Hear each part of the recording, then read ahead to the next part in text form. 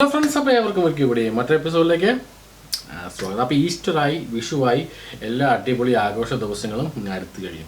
അപ്പോൾ ഇനി സാധാരണ രീതിയിൽ ഈ ആഘോഷ ദിവസങ്ങളിൽ എല്ലാവരും ഉപയോഗിക്കുന്ന മെയിൻ ഒരു സാധനമാണ് മദ്യം, അതല്ലേ?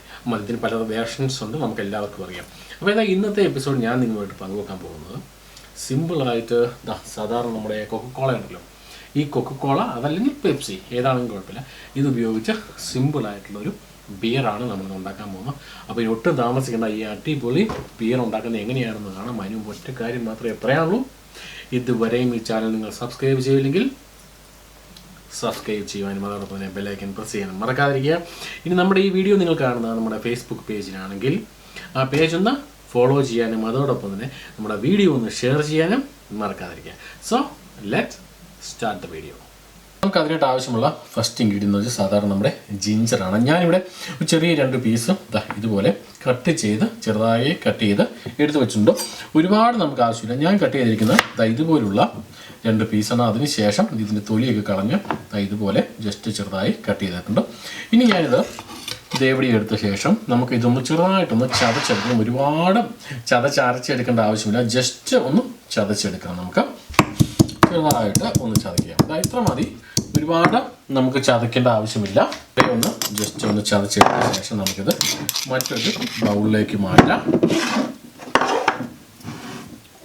ഇത്രത്തോളം മാത്രം നമുക്ക് ആവശ്യമുള്ളൂ. ഇതാണ് നമ്മൾ ഇഞ്ചി ജസ്റ്റ് ഒന്ന് ചതച്ചെടുത്തിരിക്കുന്നത്. അപ്പോൾ ഇനിയാണ് നമ്മുടെ മെയിൻ ഇൻഗ്രീഡിയൻറ്റ്. ഇതാണ് സാധനം. സാധാരണ നമ്മുടെ കൊക്കക്കോള അതല്ലെങ്കിൽ പെപ്സി, ഇത് രണ്ടും ഉപയോഗിച്ച് നമുക്ക് ഉണ്ടാക്കാവുന്ന രീതിയിൽ കുഴപ്പമില്ല.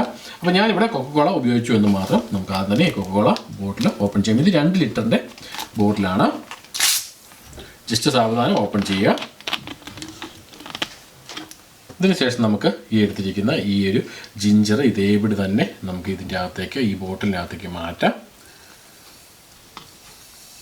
ഇത് നമുക്ക് 24 മണിക്കൂർ കൊണ്ട് ചെയ്തെടുക്കാൻ പറ്റുന്ന ഒരു ബിയറാണ്. അപ്പോൾ അതോടൊപ്പം തന്നെ ഞാനൊരു കാര്യം ചെയ്യാണ്, നമ്മുടെ ഈ സ്റ്റിക്കർ ഒന്ന് പൊളിച്ചെടുക്കും. കാരണം ഇച്ചിരി ക്ലിയർ ആയിട്ട് നമുക്ക് കാണാൻ പറ്റും. അപ്പോൾ ഈ സ്റ്റിക്കർ ഇരുന്ന് കഴിഞ്ഞാൽ നമുക്ക് ബുദ്ധിമുട്ടായിരിക്കും. അപ്പോൾ അതുകൊണ്ട് തൽക്കാലം ഞാൻ ഈ സ്റ്റിക്കർ എടുത്ത് കളയുകയാണ്. അപ്പോൾ ഇനി വേണ്ട നമ്മുടെ നെക്സ്റ്റ് ഇൻഗ്രീഡിയൻ്റ് എന്ന് വെച്ചാൽ ഇതാണ് സാധാരണ നമ്മുടെ പഞ്ചസാര. സാധാരണ രീതിയിൽ നമ്മുടെ കൊക്കക്കോളയ്ക്കകത്ത് പഞ്ചസാരയുണ്ട്. അപ്പോൾ എന്തായാലും ഞാൻ ഇതിലേക്ക് ഇനി പഞ്ചസാര ആഡ് ചെയ്യാൻ പോകണം. പഞ്ചസാര ആഡ് ചെയ്യുന്നതിന് മുമ്പ് കുറച്ച് നേരം ഇത് ഓപ്പൺ ആക്കി വെക്കുന്നത് നന്നായിരിക്കും. കാരണം ഒരുപാട് കാർബൺ ഡൈ ഓക്സൈഡ് ഗ്യാസ് ഉണ്ട് ഇതിൻ്റെ അകത്ത്. അപ്പോൾ ചിലപ്പോൾ പഞ്ചസാര സഡൻലി ഇട്ട് കഴിയുമ്പോൾ ഇതെല്ലാം കൂടെ പൊങ്ങി വരാൻ സാധ്യതയുണ്ട്. അപ്പോൾ കുറച്ച് നേരം നമുക്ക് ഓപ്പൺ ചെയ്ത് വെക്കുക. അതിനുശേഷം പഞ്ചസാര ഇടാം. ഇനി എന്നിട്ടും ഇതിങ്ങനെ ഗ്യാസ് പൊങ്ങി വരുന്നുണ്ടെങ്കിൽ പെട്ടെന്ന് തന്നെ നമുക്ക് ഈ ഒരു അടപ്പ് വെച്ച് അടയ്ക്കുക. അപ്പം നമുക്ക് എന്തായാലും പഞ്ചസാര അധികമൊന്നും ആവശ്യമില്ല. 1 സ്പൂണോ അല്ലെങ്കിൽ 1.5 സ്പൂണിൻ്റെ പഞ്ചസാരയുടെ ആവശ്യമേ ഉള്ളൂ. പൊങ്ങി വരുന്നുണ്ടെങ്കിൽ പൊങ്ങി വരുന്നുണ്ട്. അപ്പോൾ തന്നെ നമുക്ക് ഇത് ക്ലോസ് ചെയ്യാം. തൽക്കാലത്തെ ക്ലോസ് ചെയ്ത് വെക്കുക. ഓക്കെ, അപ്പോൾ ഇതുപോലെ പൊങ്ങി വരും. വര ചെയ്യേണ്ട ആവശ്യമില്ല. കുറച്ച് നേരം ഇങ്ങനെ ക്ലോസ് ചെയ്ത് വെക്കുക. അത് കഴിഞ്ഞ് ഇപ്പോൾ പൊങ്ങി വന്ന ഗ്യാസ് താന്നിട്ടുണ്ട്. അപ്പോൾ നമുക്കിത് പിന്നെയും ഓപ്പൺ ചെയ്യാം. അങ്ങനെ നമുക്ക് ആവശ്യമുള്ള സാധനം കൂടി ഇതിലേക്ക് ആഡ് ചെയ്യാം. പിന്നെ പൊങ്ങി വരുന്നുണ്ട്. ഒരുപാട് പൊങ്ങി വരുന്നുണ്ടെങ്കിൽ നമുക്ക് അടച്ചാൽ മതി. സൂക്ഷിക്കുക, ശരിക്കും ഇത് പൊങ്ങി വരുന്നതിന് മുമ്പ് നമ്മൾ ക്ലോസ് ചെയ്തിരിക്കണം, അത് ഉറപ്പാണ്. ഇനി നമുക്ക് ആവശ്യമുള്ള നെക്സ്റ്റ് ഇൻഗ്രീഡിയൻ്റ് എന്ന് വെച്ചാൽ ഡ്രൈഡ് ഈസ്റ്റ് ആണ്. സാധാരണ നമ്മുടെ അപ്പമൊക്കെ ഉണ്ടാക്കാൻ വേണ്ടി അല്ലെങ്കിൽ ബ്രെഡൊക്കെ ഉണ്ടാക്കാൻ വേണ്ടി ഉപയോഗിക്കുന്ന സാധാരണ ഈസ്റ്റ്. നമുക്ക് ഒരു പിഞ്ച് ഈസ്റ്റ് നമുക്ക് എടുക്കാം. ഒരല്പം ഈസ്റ്റ് മതി. ഇത്രത്തോളം ഒരു ഈസ്റ്റ് എടുക്കുക. അതിനുശേഷം കയ്യിൽ ഇതുപോലെ ഒരു പിഞ്ച് എടുത്ത ശേഷം കയ്യിലിങ്ങനെ എടുത്ത ശേഷം ഇതിലേക്ക് ആഡ് ചെയ്ത് കൊടുക്കാം. ഒരുപാട് ആവശ്യമില്ല. ഇതുപോലെ ഒരല്പം മാത്രം എടുക്കുക. ഓക്കെ, കണ്ടല്ലോ, ഒരല്പം മാത്രം എടുക്കുക. അതിനുശേഷം നമുക്കിത് ഒന്നും കൂടി ക്ലോസ് ചെയ്ത് വെക്കാം. ശരിക്കും ക്ലോസ് ചെയ്ത് വെക്കാം. അതിനുശേഷം ശരിക്കും ഒന്ന് മിക്സ് ചെയ്യണം. അതായത് നമ്മുടെ ഈ ഇൻഗ്രീഡിയൻ്റ് എല്ലാം ഇതിൻ്റെ അകത്ത് ശരിക്കും ഒന്ന് മിക്സ് ആവണം. കുലുക്കി കഴിയുമ്പോൾ നമുക്കറിയാം ശരിക്കും പതഞ്ഞു വരും. അതുകൊണ്ട് പെട്ടെന്ന് തിരിച്ച് ഓപ്പൺ ചെയ്യാൻ പാടില്ല. 2-3 മിനിറ്റ് ഇങ്ങനെ വെക്കണം. അതിനുശേഷം മാത്രം ഒന്നുകൂടി ഒന്ന് ഓപ്പൺ ചെയ്യാം. കാരണം ആ ഗ്യാസ് ഒന്ന് നമുക്ക് ജസ്റ്റ് ഒന്ന് കളയാൻ വേണ്ടി, ആ കുലുക്കിയത് കൊണ്ട് മാത്രം ഒന്ന് കളയാൻ വേണ്ടി. അപ്പോൾ പിന്നെയും നമ്മൾ ആ ഗ്യാസ് കളഞ്ഞു. അതിനുശേഷം ഒന്നുകൂടി ക്ലോസ് ചെയ്ത് വെക്കാം. നമ്മുടെ കാര്യങ്ങളെല്ലാം റെഡി ആയിട്ടുണ്ട്. ഇനി നമുക്ക് ചെയ്യേണ്ട ഇമ്പോർട്ടൻ്റ് കാര്യം, ഇനി 24 മണിക്കൂർ ഇതിനെ ഒന്ന് സൂക്ഷിച്ച് വെക്കുക എന്നത് മാത്രമാണ്. അപ്പോൾ റൂം ടെമ്പറേച്ചറിൽ കൊണ്ടുപോയി സൂക്ഷിച്ച് വെക്കുക. എന്ന് വെച്ചാൽ ഏറ്റവും കുറഞ്ഞത് നമുക്ക് 20-24 ഡിഗ്രി എങ്കിലും ടെമ്പറേച്ചറുള്ള റൂമിൽ കൊണ്ടുപോയി വെക്കുക. പക്ഷെ അങ്ങനെ കൊണ്ടുപോയി വെക്കുമ്പോൾ ഇതുപോലെ ക്യാപ്പ് ക്ലോസ് ചെയ്ത് കൊണ്ടുപോയി വെക്കാൻ പാടില്ല. കാരണം ഇതിൻ്റെ അകത്ത് ഫെർമെൻറ്റേഷൻ നടക്കും. അപ്പോൾ ഗ്യാസ് ഓവറായിട്ട് ഉണ്ടാകും. അങ്ങനെ കാർബൺ ഡൈ ഓക്സൈഡ് ഓവറായിട്ട് ഉണ്ടായിക്കഴിഞ്ഞാൽ നമ്മൾ ഈ ക്യാപ്പോട് കൂടി കൊണ്ടുപോയി വെച്ച് കഴിഞ്ഞാൽ ഈ ബോട്ടിൽ പൊട്ടിപ്പോകും. പകരം നമുക്ക് ചെയ്യുന്ന മറ്റൊരു കാര്യം വെച്ചാൽ സാധാരണ നമ്മുടെ ഒരു ബലൂൺ ഉണ്ടല്ലോ, സാധാരണ ബലൂൺ, ഈ ബലൂൺ ഉപയോഗിക്കുകയാണ് ഇതിന് ചെയ്യേണ്ടത്. അപ്പോൾ എന്താണെന്ന് വെച്ചാൽ അങ്ങനെ ഉണ്ടാകുന്ന കാർബൺ ഡൈ ഓക്സൈഡ് നമുക്ക് തടഞ്ഞു നിർത്താൻ സാധിക്കും ഈ ഒരു ബലൂണ്. അതെങ്ങനെയാണെന്ന് വെച്ചാൽ ഞാൻ കാണിച്ചു തരാം. ഇതാ നമുക്ക് ഈ ബലൂണ് ഇതുപോലെ ഈ ഒരു വാവട്ടത്തിൽ കൂടി നമുക്ക് ഇതിലേക്ക് വെക്കാം. അപ്പോൾ അങ്ങനെ വരുമ്പോൾ ഇതിൻ്റെ അകത്ത് ഉണ്ടാകുന്ന കാർബൺ ഡൈ ഓക്സൈഡ് കൊണ്ട് ഈ ബലൂൺ വീർക്കാൻ തുടങ്ങും ഓട്ടോമാറ്റിക്കായിട്ട്. ഇപ്പോൾ തന്നെ ചെറുതായിട്ട് വീർത്ത് വരുന്നുണ്ട്, നമുക്ക് കാണാം. അപ്പോൾ ഇങ്ങനെ വീർത്ത് ഇപ്പോൾ ഇങ്ങനെ വീർത്ത് വലുതായിക്കോളും. ഒരു കാരണവശാലും ബോട്ടിലിന് ഒന്നും പറ്റില്ല. 24 മണിക്കൂറിന് നല്ല രീതിയിൽ ഫെർമെൻറ്റേഷൻ നടക്കുമ്പോൾ ആ ഫെർമെൻറ്റേഷൻ്റെ ഭാഗമായിട്ടുണ്ടാകുന്ന കാർബൺ ഡൈ ഓക്സൈഡ് മുഴുവനാണ് നമ്മുടെ ഈ ബലൂണിൻ്റെ അകത്തേക്ക് വരുന്നത്. അപ്പോൾ അങ്ങനെ ഈ ബലൂണിൻ്റെ അകത്തേക്ക് വരുന്നതുകൊണ്ട് ഈ ബോട്ടിലിന് ഒന്നും കുഴപ്പമുണ്ടാകത്തില്ല. ഒരുപാട് വീർത്ത് കഴിയുമ്പോൾ ബലൂൺ ഓട്ടോമാറ്റിക്കായിട്ട് പൊട്ടുകയോ അതല്ലെങ്കിൽ ചെറിയ ഹോൾ വീഴുകയോ ഒക്കെ ചെയ്തുള്ളൂ. അപ്പോൾ അതിനെപ്പറ്റി നമുക്ക് വരിയിടാവേണ്ട ആവശ്യമില്ല. 24 മണിക്കൂർ നമുക്ക് ഈ ബലൂൺ വെക്കുക എന്ന് മാത്രമേ ഉള്ളൂ. ഇൻ കേസ് നമ്മൾ വെച്ച ഉടനെ തന്നെ ബലൂൺ പൊട്ടിപ്പോയാൽ മറ്റൊരു ബലൂൺ എടുത്ത് വെക്കുക എന്നത് മാത്രം. നമ്മൾ ഏകദേശം 24 മണിക്കൂർ കഴിഞ്ഞുള്ള സിറ്റുവേഷൻ ഇതാണ്.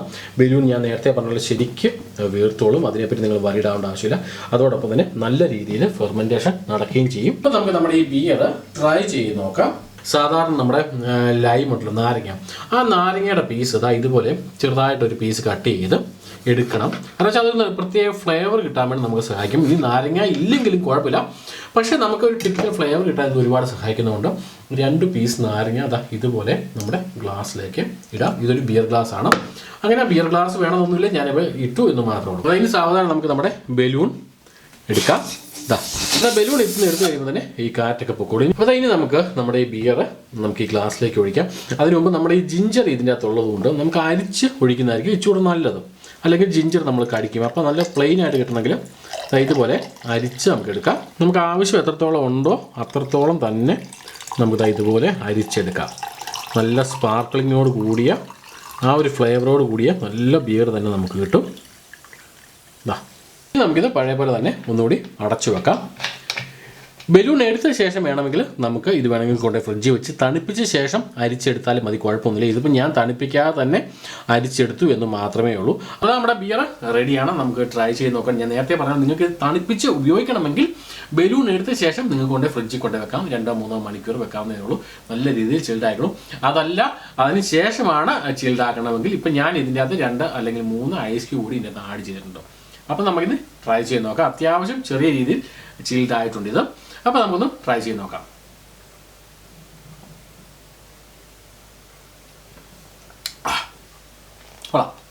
അത്യാവശ്യം സ്പാർക്ലിംഗ് ഉണ്ട്. ഓക്കെ, ബിയറിൻ്റെ ആ ഒരു രീതിയിലുള്ള സ്പാർക്ലിങ്. പിന്നെ അത്യാവശ്യം ഒരുപാട് ഫ്ലേവർ ഇല്ല, അത്യാവശ്യം ചെറിയ രീതിയിലുള്ള നല്ല ഒരു ഫ്ലേവറും ഉണ്ട്. പിന്നെ നമ്മുടെ ഈ ഒരു ലൈമോടി ഇട്ടേക്കുന്ന അതിനൊരു ഫ്ലേവർ കൂടിയുണ്ട്. പിന്നെ പറയുകയാണെങ്കിൽ ചെറുതായിട്ട് ഒരുപാട് കിക്കൊന്നും ഉണ്ടാവില്ല, ചെറിയ രീതിയിലുള്ള മൈന്യൂട്ടായിട്ടുള്ള ചെറിയൊരു കിക്കും ഉണ്ടാവും.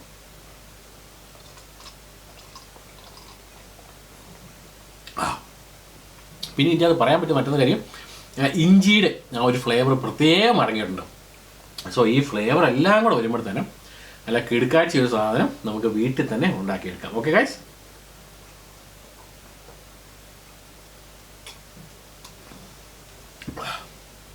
നല്ല ഗ്യാസ് ഉണ്ട്. അപ്പം അത്യാവശ്യം ഈസി ആയിട്ട് 24 മണിക്കൂർ കൊണ്ട് എങ്ങനെ ബിയർ ഉണ്ടാക്കാം, അതും ഈ കൊക്കക്കോള അതല്ലെങ്കിൽ പെപ്സി ഒഴിച്ച് ബിയർ ഉണ്ടാക്കാം എന്നുള്ള കാര്യം നിങ്ങൾക്ക് ഇപ്പോൾ മനസ്സിലായി കാണുമല്ലോ. വളരെ ഈസി ആയിട്ട് ആർക്ക് വേണമെങ്കിലും ഉണ്ടാക്കാമല്ലോ ഗൈസ്. അപ്പോൾ ഒട്ടും താമസിക്കണ്ട. ഈ വീഡിയോ ഇഷ്ടമായി കഴിഞ്ഞാൽ ലൈക്ക് ചെയ്യുക, ഷെയർ ചെയ്യുക, കമൻറ്റ് ചെയ്യുക ഗൈസ്. അപ്പോൾ ഇതിലും മനോഹരമായിട്ടുള്ള ഇതിലും പൊളിയായിട്ടുള്ള മറ്റൊരു വീഡിയോ ആയിട്ട് നമുക്ക് കാണാം. അതിപ്പോൾ കണ്ടത് മനോഹരം, കാണാൻ പോകുന്നത് അതിമനോഹരം. നമുക്ക് കാണാം മറ്റൊരു എപ്പിസോഡിൽ മറ്റൊരു വിഷയവുമായി ഞാൻ വരും. നിങ്ങളുടെ സ്വന്തം ജോബി വയലെങ്കിൽ അതുവരേക്കും ഷോർട്ട് ബ്രേക്ക്.